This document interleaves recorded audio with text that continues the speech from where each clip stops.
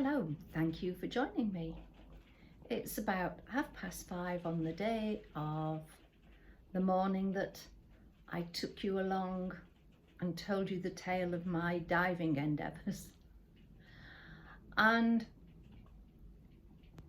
looking around, the trees, yes, they're blowing away. No, not literally.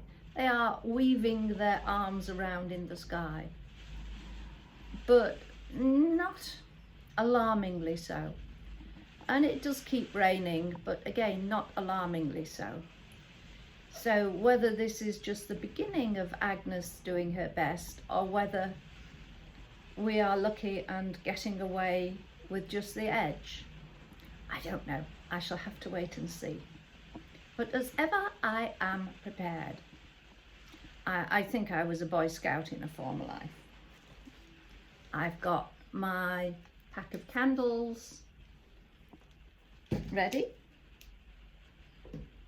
I've got my wind-up torch to hand. It always is, because I am well aware that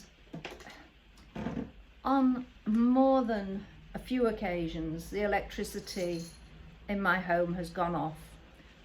If there's any decent amount of wind, Cheshire seems to be prone to having trees fall down and take electricity cables with them. So I have to be prepared. And my acquisition about a year ago was a little headlamp. And do you know, that has been so useful. When the electricity has gone off, I just pop it on my head so that if I've got to go up the stairs, I'm not carrying a candle or a torch. I've still got two hands free, and I can, wander around the house and have light. So yeah, I was derided and belittled, and my son continues to deride and belittle me for having a wind-up torch. But if I have a battery one, I've never got a spare battery for when it dies. So with this, I don't need them. So why am I afraid of storms?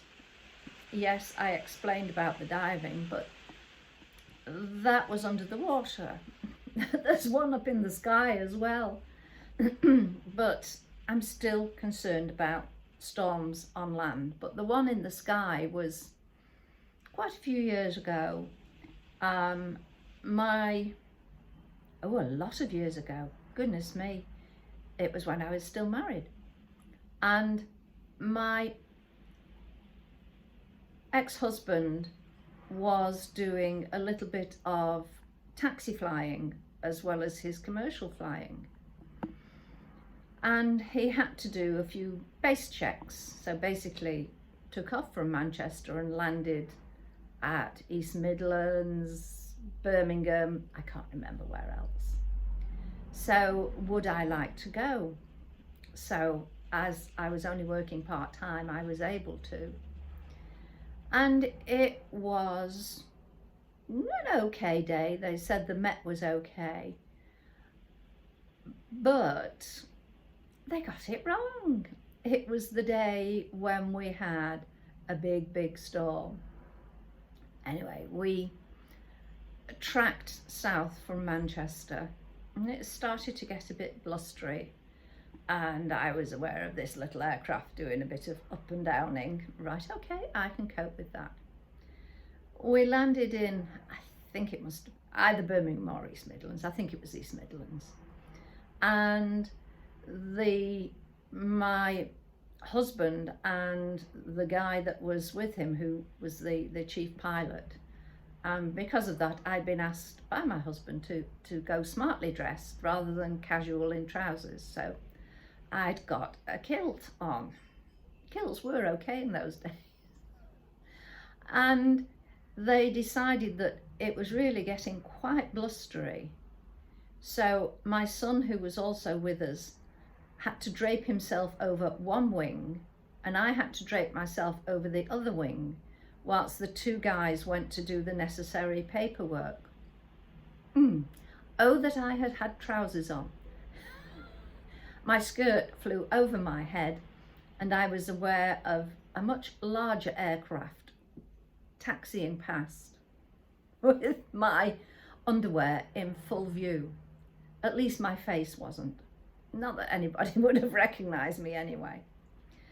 But they came back and they said, this weather's turning bad. We have got to track back to Manchester. So off we went, and even more buffeting.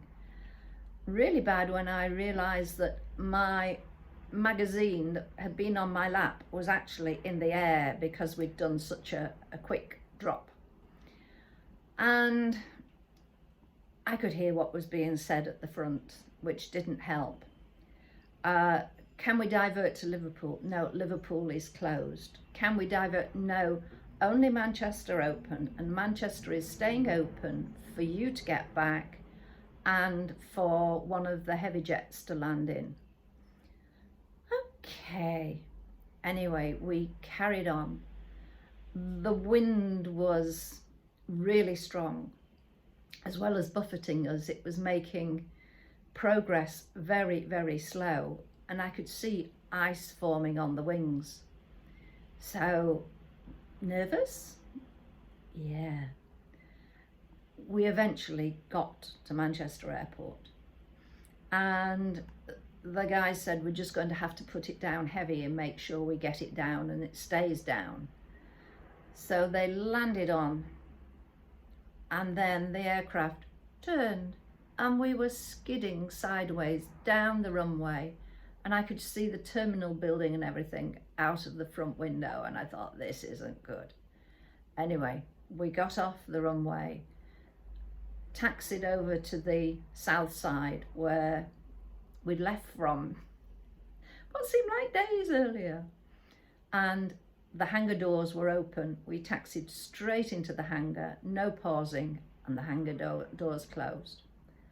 Shortly afterwards, the heavy jet landed in after us, and he caught his rear end on the tarmac as he landed it, but he was down safe and sound as well.